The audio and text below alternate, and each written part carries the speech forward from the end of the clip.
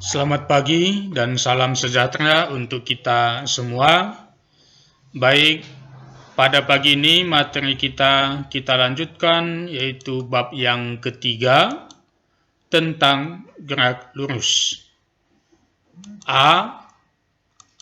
Kedudukan, jarak dan perpindahan. 1. Kedudukan atau posisi. Apakah yang dimaksud dengan kedudukan atau posisi tersebut? Mari kita perhatikan penjelasan Bapak berikut. Dalam hal ini kita ambilkan dalam bentuk garis bilangan. Perhatikan gambarnya ini dalam bentuk garis bilangan dengan titik A ini 0, 1, 2, 3, 4, 5, 1, negatif 2, negatif 3, dan negatif 4, di mana titik A kita letakkan di titik 0, kemudian titik B kita letakkan di titik 5, dan titik C kita letakkan di titik yang keempat, yaitu negatif 4.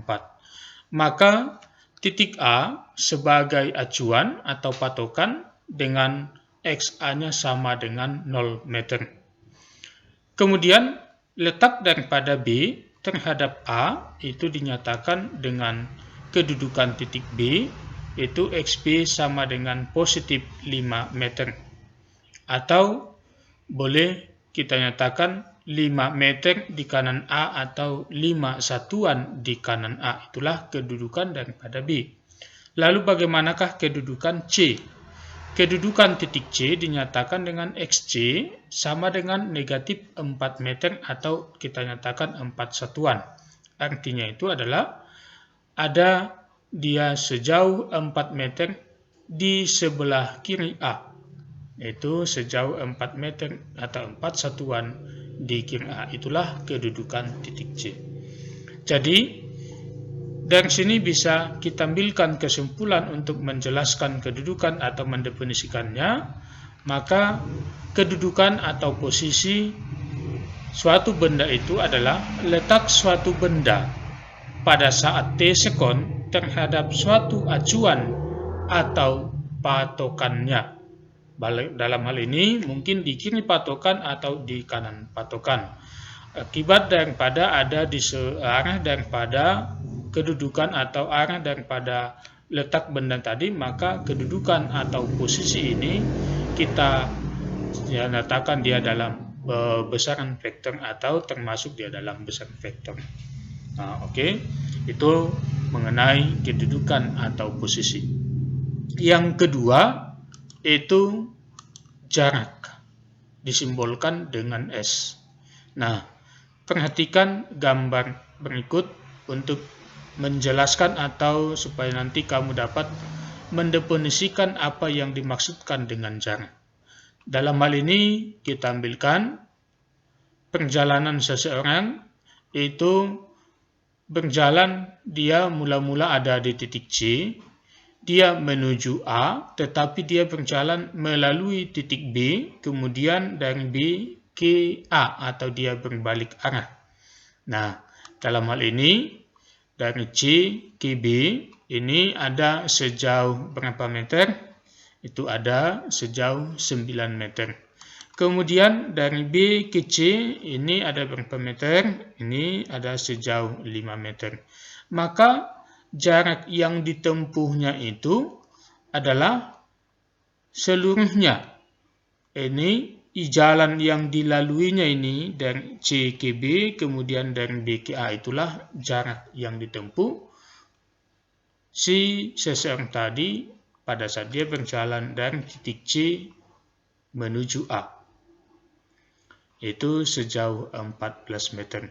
Maka dari sini bisa kita ambilkan, karena ini berjalan, maka dinyatakan jarak itu adalah menyatakan panjang lintasan yang dilalui atau yang ditempuh oleh suatu benda atau seseorang itu dalam selang waktu tertentu.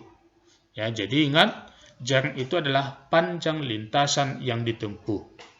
Dia tidak ada arahnya, artinya tidak dinyatakan arahnya, sehingga jarak ini adalah termasuk besaran skalar. Ingat, Skalar itu adalah besaran yang tidak memiliki nilai dan arah.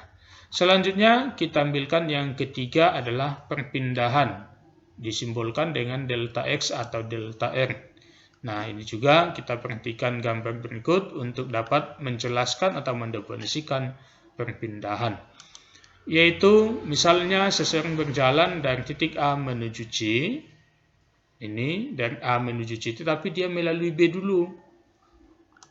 Maka dari A ke B, kemudian dari B ke C. Sehingga awalnya di titik A ini kedudukannya.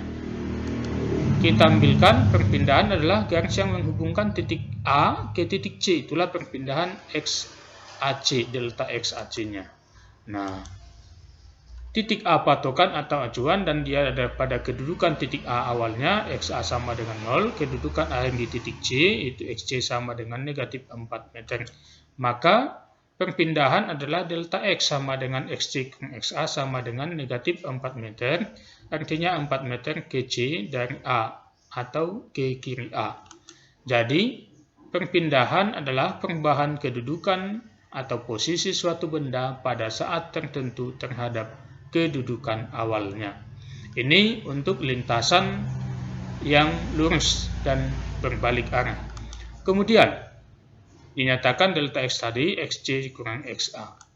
Bila gerak benda berbelok, misalnya dari A ke B, kemudian dari B ke C, maka perpindahan adalah garis yang menghubungkan A dengan C, ingat vektor. Sehingga delta X-nya sama dengan akar dari SAB kuadrat tambah SBC kuadrat dengan menggunakan Pythagoras.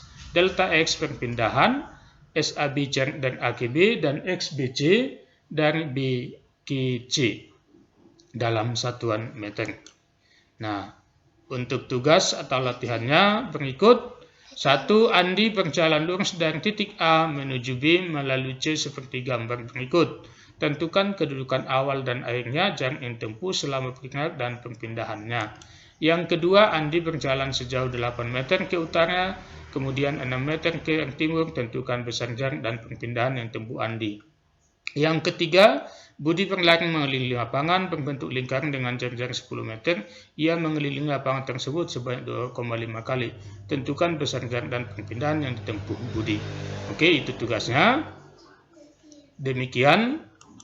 Selamat belajar dan terima kasih.